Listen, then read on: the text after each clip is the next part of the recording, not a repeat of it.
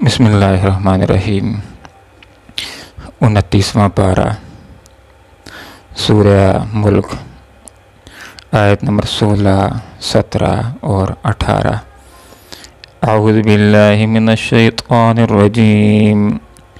بسم اللہ الرحمن الرحیم۔ آمنتم من فی السماء ان یخسف بکم الارض فاذا ہی تمور ام امنتم من فی السماء ان یرسل علیکم حاصبا فستعلمون کیف نذیر وَلَقَدْ كَذَّبَ الَّذِينَ مِنْ قَبْلِهِمْ فَكَيْفَ كَانَ نَكِيرٌ۔ صدق اللہ العظیم۔ سبحانک لا علم لنا الا ما علمتنا انک انت العلیم الحکیم۔ آمنتم، کیا تم بے خوف ہو، من اس ذات سے جو ہے فی السماء آسمان میں، ان یہ کہ وہ یخسف دنسا دے بکم الارض تم کو زمین میں، فیضا پھر یک ہیا یہ تمور لرزنے لگے۔ ام امنتم، آیا بے خوف ہو تم، من اس ذات سے فی السماء جو آسمان میں ہے، ان یرسلا یہ کہ وہ بھیج دے علیکم تمہاری اوپر حاصبا پتھراؤ کرنے والی ہوا، فستعلمون پس ان قریب تم جان لوگے، کیفا کیسے تھی نذیر میری تنبیہ، وَلَقَدْ یقیناً کذبا جھٹلا چکے ہیں الذین وہ لوگ من قبلہم جو ان سے پہلے تھے، فکیفا سو دیکھ لو کیسا کانا تھا نکیر میرا عذاب۔ انبیاء کی صفات کے اندر بشیر بھی ہوتا ہے اور نذیر بھی ہوتا ہے۔ انبیاء جب لوگوں کو دعوت دیتے ہیں تو وہ لوگ کہ جو ایمان لے آتے ہیں ان کو انبیاء خوشخبریاں سناتے ہیں کہ تم نے جو دین کا راستہ اختیار کر لیا، ایک زبردست اپنے فائدے کا کام کیا ہے، دنیا کے اندر بھی کامیاب ہو جاؤ گے اور آخرت کے اندر بھی کامیاب ہو جاؤ گے۔ اور وہ لوگ کہ جو ایمان لانے کی طرف نہیں آتے تو انبیاء ان کے لیے نذیر بھی ہوتے ہیں، ان کو ڈر بھی سناتے ہیں اور ان کے سامنے یہ مضمون بھی ذکر کرتے ہیں کہ اگر ایمان نہیں لاؤ گے، ظلم کا راستہ اختیار کرو گے،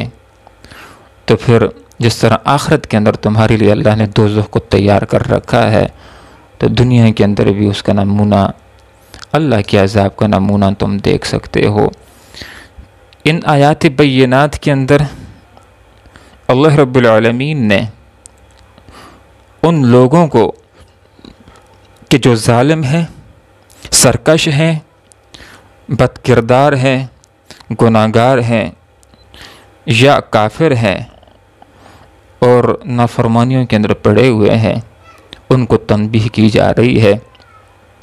کہ کیا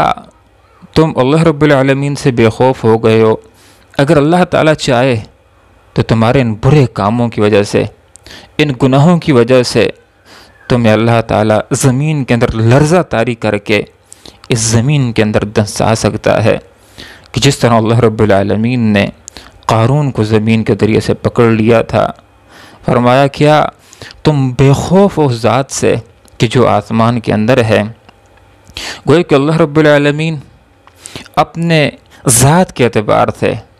عرش کے اوپر جلوہ افروز ہے، اور اپنے علم، اختیار اور اقتدار کے اعتبار سے اللہ رب العالمین صفات کے اعتبار سے ہر جگہ موجود ہے۔ تو فرمایا اے وہ لوگوں جو ظالم ہو، جو سرکش ہو، کیا تم اس پروردگار سے بے خوف ہو؟ اگر وہ چاہے تو تمہارے برے کاموں کی وجہ سے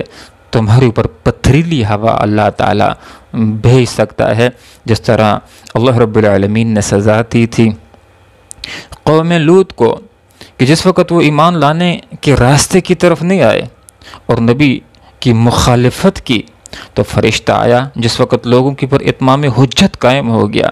تو فرشتے نے ان کو زمین سے اکھاڑا، نصف آسمان تک لے گئے اور الٹا بحر مردار کے اندر پھینک دیا، اور اوپر سے اللہ تعالیٰ نے پتھروں کی بارش کر دی جس کے اندر وہ تباہ و برباد ہو کر کے رہ گئے۔ تو اللہ رب العالمین نے فرمایا فَسَتَعْلَمُونَ کَيْفَ نَذِيرٌ، ان قریب تمہیں معلوم ہو جائے گا کہ میری تنبیہ کیسی تھی۔ اللہ تعالیٰ وہ ذات ہے کہ کسی کو اگر سزا دینا چاہے تو پھر اللہ رب العالمین کی سزا کے نافذ ہونے کے اندر کوئی رکاوٹ ڈال نہیں سکتا۔ فرمایا وَلَقَدْ كَذَّبَ الَّذِينَ، یقیناً جھٹلا چکے ہیں وہ لوگ من قبلہم جو ان سے پہلے تھے۔ اب جو کفار مکہ سے پہلے لوگ تھے جنہوں نے جھٹلایا تو اللہ رب العالمین نے ان کو بھی سزا دی ہے۔ تو فرمایا ذرا غور کر دو، ماضی کے تاریخ کے اوپر غور کرو، فَكَيْفَ كَانَ نَكِيرٌ، میرا عذاب کیسا تھا۔ تو کفار مکہ کو غور و فکر کی دعوت دی جا رہی ہے، گزشتہ اقوام کی تاریخ کو پڑھ کر اس سے عبرت حاصل کرنے کی دعوت دی جا رہی ہے کہ گزشتہ اقوام کو دیکھ لو، ماضی کے آئینے کے اندر ایک کفار مکہ تم اپنے مستقبل کا تعین کر دو کہ تمہارا مستقبل مدینہ کی برگ و بار اسلامی ریاست ہوگی یا تمہارا مستقبل بدر کا کنواں ہوگا۔ اے کفار مکہ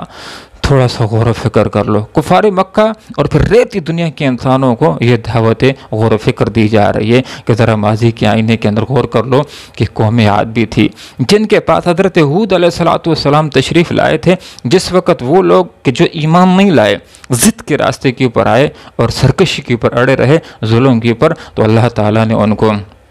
طوفانی ہوا کے ذریعے سے تباہ و برباد کر کے رکھ دیا۔ اے کفار مکہ ذرا غور و فکر کر لو قوم سمود کے اوپر کہ ان کے پاس حضرت صالح علیہ السلام تشریف لائے تھے، تو جو لوگ ایمان لے آئے اللہ رب العالمین نے ان کو بچایا، لیکن وہ لوگ کہ جو ایمان نہیں لائے تو دنیا کے اندر اللہ رب العالمین نے ان کو نشان عبرت بنا دیا۔ اسی طرح قوم نمرود کے پاس حضرت ابراہیم علیہ السلام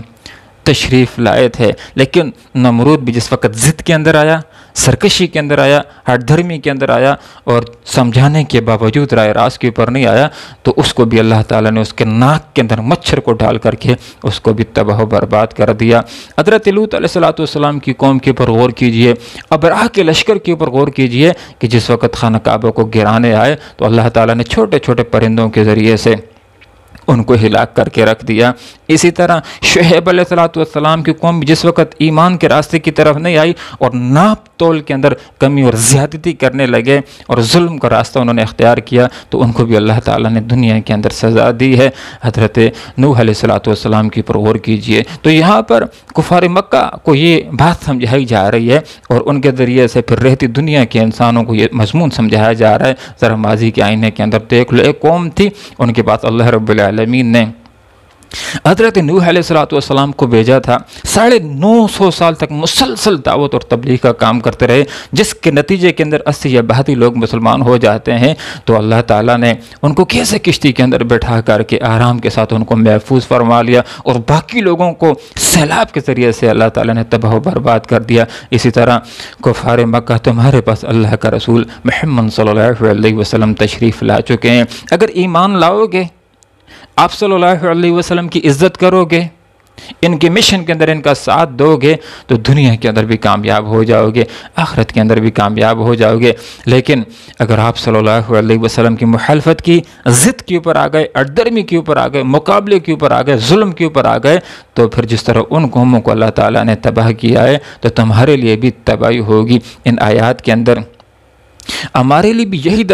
درس ہے کہ ہم اللہ رب العالمین کی نافرمانیوں سے بچنے والے بن جائیں۔ اگر کوئی انسان جھوٹ بول رہا ہے، جان بوجھ کر کے جھوٹ بولتا ہے، تو اس کو اللہ تعالیٰ سے ڈرنا چاہیے، کہیں ایسا نہ ہو کہ بطور سزا کہ اللہ تعالیٰ اس کی زبان کے اوپر فارغ لے آئے۔ اگر کوئی آدمی ہاتھوں کے ذریعے سے لوگوں کے اوپر ظلم کرنے والا ہے تو اسے اللہ رب العالمین سے ڈرنا چاہیے، کہیں ایسا نہ ہو جائے کہ اللہ تعالیٰ بطور سزا کہ اس کے ہاتھوں کے اوپر فارغ لے آئے کہ اس کے ہاتھ بالکل جام ہو کر کے رہ جائیں۔ اگر پرانے دور کے اندر لوگ نافرمانی کرتے تھے، اللہ تعالیٰ ان کو سزا دیتا تھا۔ لوگوں کو اللہ تعالیٰ نے نافرمانیوں کی وجہ سے بندر بھی بنایا ہے، خنزیر بھی بنایا ہے۔ اس دور کے اندر بھی اگر کوئی بندہ نافرمانی کرے گا، سرکشی کرے گا، بغاوت کرے گا، تو اس کو بھی اللہ تعالیٰ یہ سزا دینا چاہے تو ضرور دے سکتا ہے۔ اگر کوئی آدمی نافرمانی کے اندر مبتلا ہے پھر بھی اس کو سزا نہیں مل رہی، تو اس کا یہ مطلب نہیں ہوتا کہ اللہ تعالیٰ سزا نہیں دے سکتا۔ بلکہ اس کا مطلب یہ ہوتا ہے کہ اللہ تعالیٰ مہربان ذات ہے، وہ محبت کرنے والا ہے، وہ بندوں کو مہلت دیتا ہے کہ بندے اپنی اصلاح کر لیں، بندے توبہ کر لیں۔ اللہ رب العالمین سے دعا کرتے ہیں کہ اللہ تعالیٰ ہمیں موت سے پہلے سچی توبہ کرنے کی توفیق عطا فرمائے۔ اللہ دنیا کی مشکلات سے بھی ہمیں محفوظ فرمائے، اور آخرت کی جو دوزخ کی مشکلات ہیں ان سے بھی اللہ بچائے۔ اللہ عمل کی توفیق عطا فرمائے۔ وآخر دعوانا ان الحمد للہ رب العالمین۔